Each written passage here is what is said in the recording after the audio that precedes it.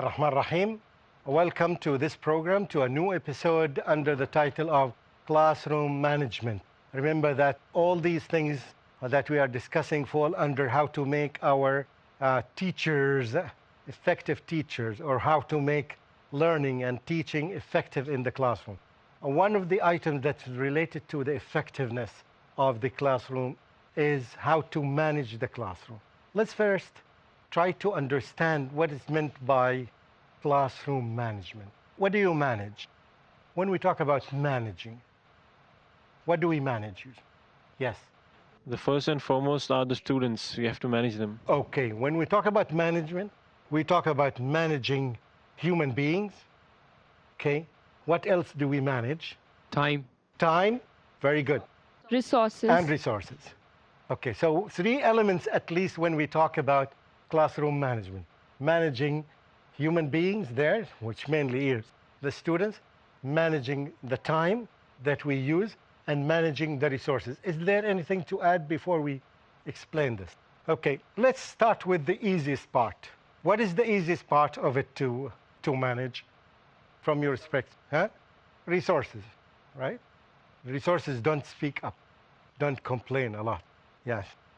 So we can manage them, yes, by good use of them, right? Many of us would have some resources, but really we don't use them. We give an example of the playground. The many objects, for example, the maps on the wall, the pictures of it, the magazines, the cheap magazines that are everywhere in the houses of the students and in the library. We don't use them well. They're very good source that you can use. As we learned that a picture, one picture represents or is stronger than 1,000 words. So using these simple things to use. The frequency of using them is an element. How frequent do you use them? You have a laptop, but you don't use it in your class. You use it once every 2 years when a visitor comes to you, right? Okay, so how frequent do we use them, and how effective do we use them? We don't use these resources just for the sake of use. If they have effect, if they make impact, if they make difference, right? So we use them. Otherwise, we don't use them. Okay. Of course, the class will be dull, right? And sometimes the resources are in your place, and sometimes you go to the resources. You go to a museum closer to you. You go to the playground in your school. You go to visit a neighbor school because it has some plantation and you want to teach the students about this. So sometimes the resources are in your place. They are mobile. Sometimes, yes, you visit and go outside to use the resources. Remember all the time that the parents are resources. The houses of the students are resources.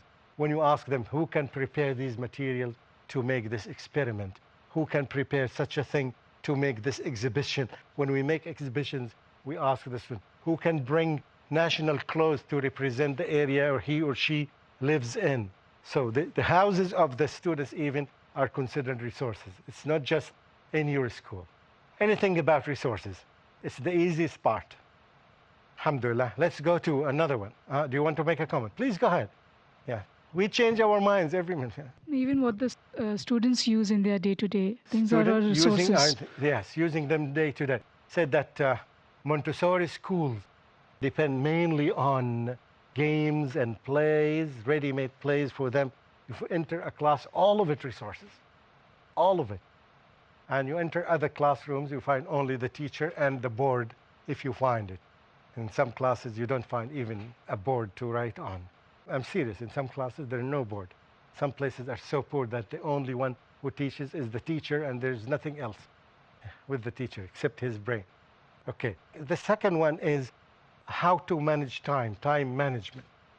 I gave an example in one of the episodes by saying that they made some studies which is the best class would be class A, class B, class C, class D. Do you remember this example? Yes. When one of them is, the teacher is very skillful in managing the time. And she's average even in the subject matter. But she knows how to use the time well. And in fact, when you reflect upon this, you understand that to manage the time well, it's better for you to have good relationship with the students. Because if you don't have good relationship with you, right, they will cause some problems to you. All of us know about the tricks and the traps that the students do to the teachers, and they are very creative in this. So if you build up good relationship with the students, which is in a way or another falls under managing human beings, it's still the purpose of it is to save time. You're saving time so that you can use the time properly. You can save time also by methods of teaching. You know that this method, right, is more effective than this method. You can get the same result if you use this method than if you use this method, right?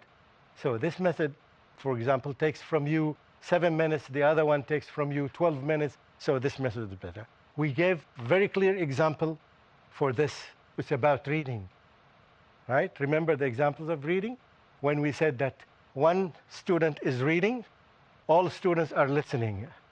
Another student is reading, all students are listening. A third student is reading, all the students are listening, right? And that's it, the class is over. Versus when you divide the class into 2 rows, right? When one row, all of it reads at the same time, while the other row is correcting them, and then you reverse it. So in 10 minutes or less, all students read. So again, there are many strategies. Knowing the strategies, right, and using them helps you use time effectively. Now it's your turn to tell me something here that helps you, right, to save time from these things that we discussed before.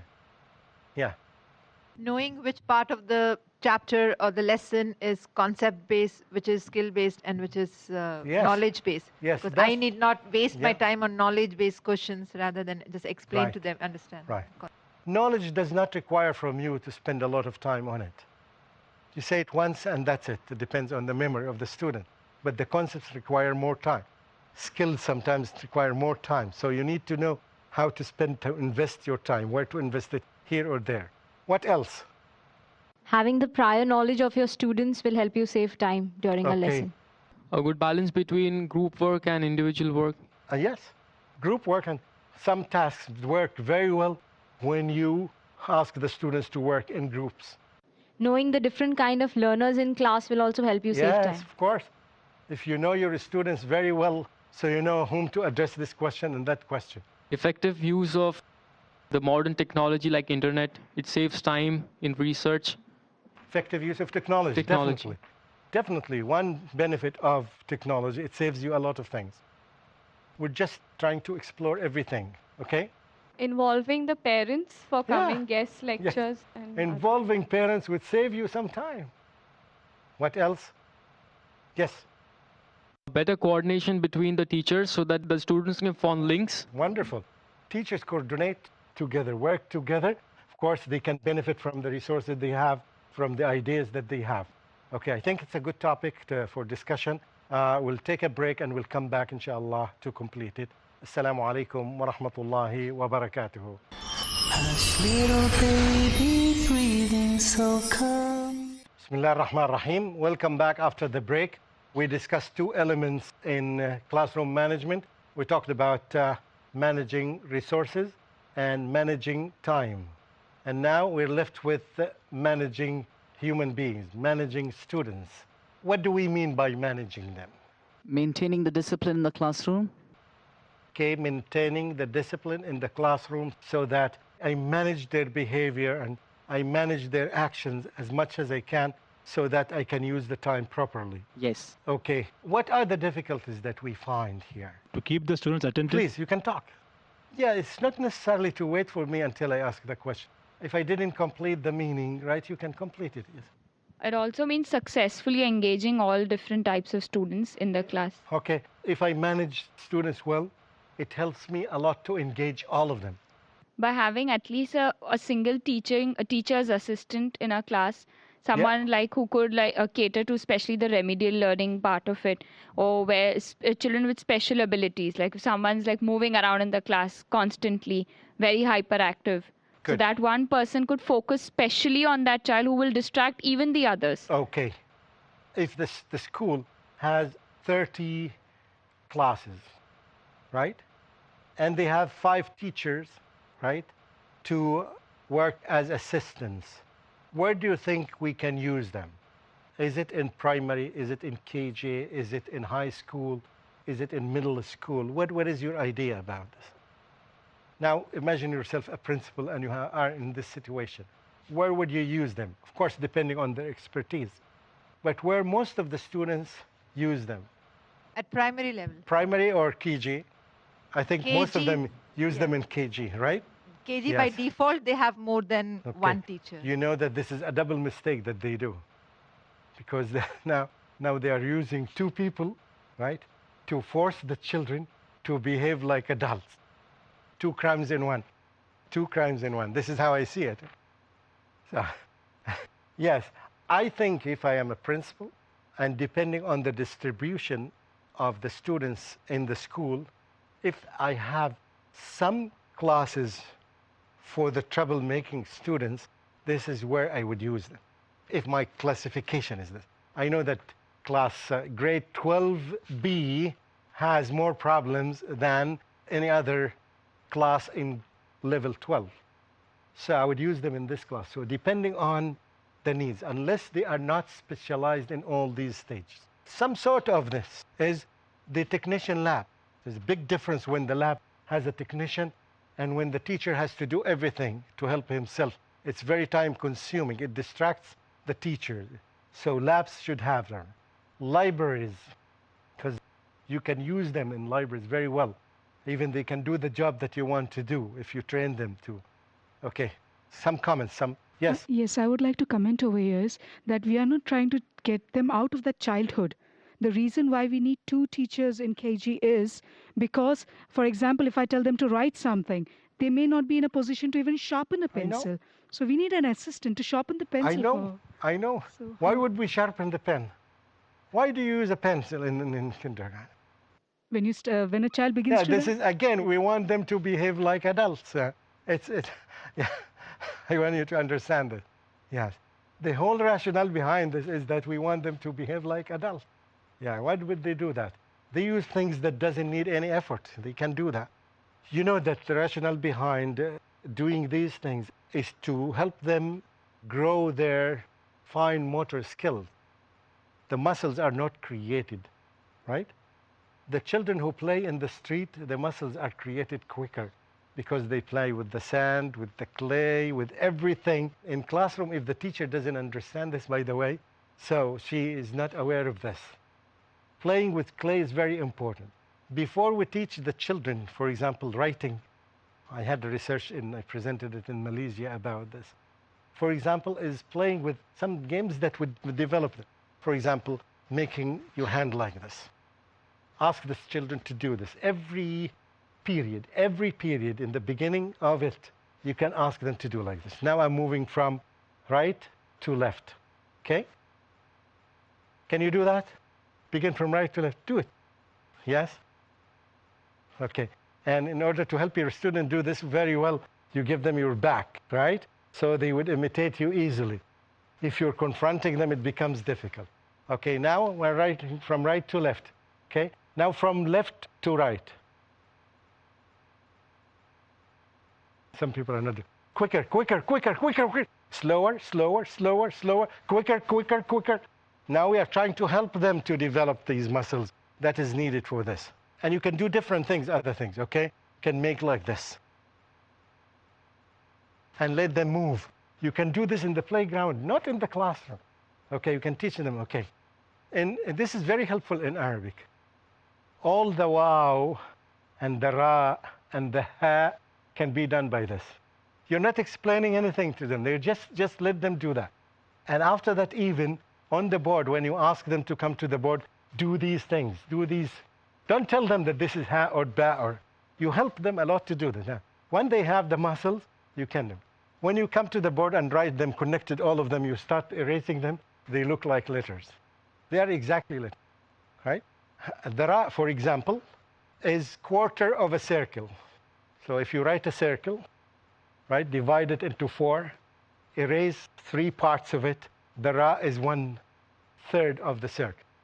So if they know how to make the circle, they can make the ra very easily. And the ra and the zai is from the same category, and so on and so forth. Okay, let's come back to this point. Yes, if you have assistants, this is a good idea, but you should know how to use them. We enter classrooms, unfortunately, we find the teacher is doing the whole job and the assistant is taking rest. If I give you an assistant, you should ask yourself how I manage him or I manage her to get the best of it. Yeah. Okay, again, this needs a different mentality of how to use the people who work with you. What else that helps us? What are the problems that we confront? What causes the problems? We said that, first of all, if the school policy is not clear about discipline, they don't have a policy about discipline. They don't have 10 steps. 1, 2, 3, 4, 5, 6, 7, 8, 9, 10. In many schools, advanced schools, you go and you see them, they're very huge. And the teacher teaches them to the children in the beginning of it. And from time to time, we review them. You know what you have done? You know where does this fall? The student himself would say, I know it's number 5. So they would relay this. They would make it their main thing. They think of it before applying it. This is, we call it in Islam, istifadat al-balagh. Yeah, you cannot apply a rule or a law unless everybody knows it. So that's why you need to take some time to share it with the students from time to time. You know that you have done it today, so I would apply number 1. Forgive the student if he does this. But he has to know that. And even you ask the student to read it. What did he do? So he would know it, and he would let others know. I did this and this, but the teacher forgave me because this is the first time I made it. Okay, would you like to go to the second step, the second level? He would say, no, I don't want to go to the second level. I'll stop here. So it's a very rational discussion to live the rule, right?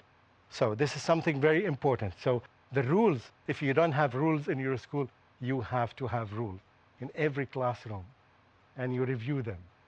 And most importantly, this is a weakness of some people, there are some workshops that are done in America that if you promise, fulfill, whether your promise is positive or negative. If you tell the students, I'm not allowing you in my class if you do this. So next time, right, even when the principal comes to you and say that, please, for my sake is very common in the Arab world, alashani, they say that, okay? Even if the principal, it happens with me in the first year, in the first 2 months when I started teaching, and the principal sent the assistant principal, he said that, please, for the sake of the principal, let the student in. I said, no. It's either the student in the class or Mamdooh in the class. If the principal wants me to let him in, let the principal come and teach the class. Very clear. Very clear. So the students know you, right? When you promise them something that you're going to do it, don't change your mind. So they would know you exactly that you're going. This is the thing that, right, will make. And the whole Quran is based on this. Gradually, it takes you from the punishment from here to here to here, and then it ends in hellfire. So the punishment system should be very gradual, should be very soft in the beginning, right? It can be by a word, right? It can be by depriving a child from participation in the PE lesson, for example, because students love PE lesson. It can be by depriving a student from participating in an activity, right? It can be by a timeout. You know a timeout, of course?